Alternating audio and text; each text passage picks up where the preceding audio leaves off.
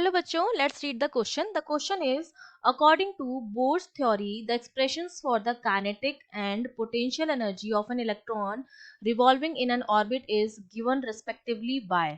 Electron की kinetic energy और potential energy को हम किस तरह से देंगे वो हमें बताना है। तो देखिए इस क्वेश्चन के लिए जो हमारा की कॉन्सेप्ट रहेगा उसमें आपको पता होना चाहिए बोर्स मॉडल के कुछ पोस्टुलेट्स के बारे में। बोर ने बताया था कि सेंटर में होता है आपका न्यूक्लियस, जिसमें आपका न्यूट्रॉन और प्रोटॉन होता है। न्यूट्रॉन न्यूट्रल होता है, प्रोटॉन पॉजिटिवली चार्ज पार्टिकल्स होता है और इलेक्ट्रॉन जो होता है वो इस न्यूक्लियस के चारों तरफ क्या करता है, रिवॉल्व करता है एक सर्कुलर पाथ में।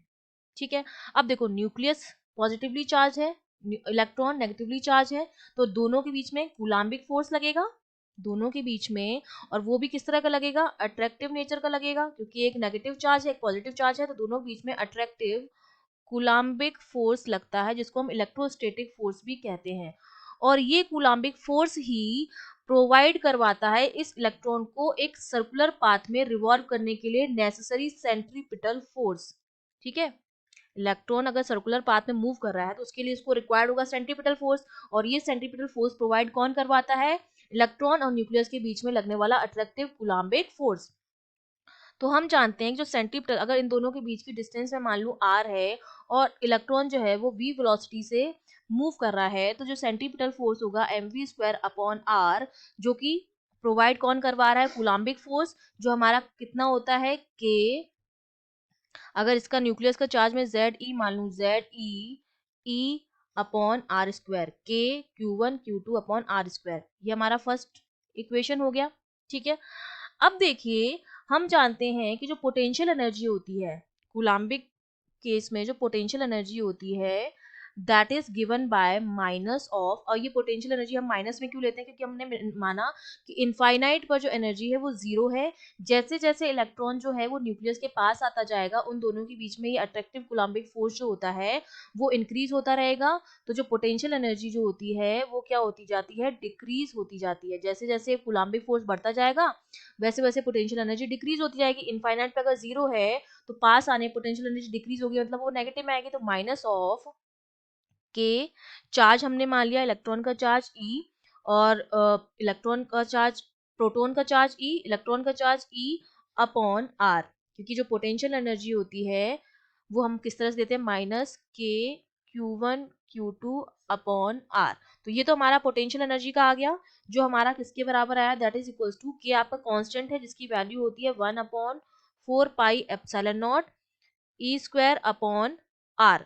यहाँ पर Z की वैल्यू जो है हाइड्रोजन एटम के लिए मैंने क्या मान ली है, 1 मान ली। एटॉमिक नंबर जो है वो हाइड्रोजन के लिए 1 है, इसलिए यहाँ पर हमने E/r लिखा है।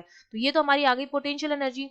अब अगर मैं फर्स्ट इक्वेशन यूज करूं, तो फर्स्ट इक्वेशन मेरी क्या कहती है कि mv²/r जो है वो मेरा किसके बराबर है, k, z की जगह 1 लिख दिया तो E²/r²। तो r से r कैंसिल हो गया, तो mv² की जो वैल्यू आई है हमारे पास वो कितनी आई है, ke²/r के बराबर आई है।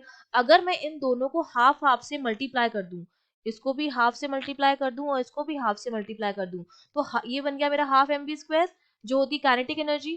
तो काइनेटिक एनर्जी मेरी किसके बराबर आ गई, वो आ गई है हाफ ke²/r के बराबर। और अगर मैं यहाँ k की वैल्यू लिख दूं तो काइनेटिक एनर्जी जो मेरी आ जाएगी वो आ जाएगी हाफ इंटू 1/4πε0 E²/r। तो ये मेरा कितना हो जाएगा, 1/8πε0 E²/r। तो ये मेरे पास क्या आ गई है, काइनेटिक एनर्जी आ गई है।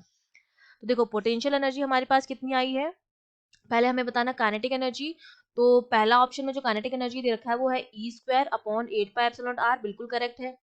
और अगर पोटेंशियल एनर्जी में देखूं वो कितनी है, 1/4πε0 with the minus sign E²/r। तो ए ऑप्शन जो है हमारा वो बिल्कुल करेक्ट है। तो यहाँ से मैं ये कह सकती हूँ कि जो मेरी काइनेटिक एनर्जी है वो पोटेंशियल एनर्जी की एक तो हाफ है,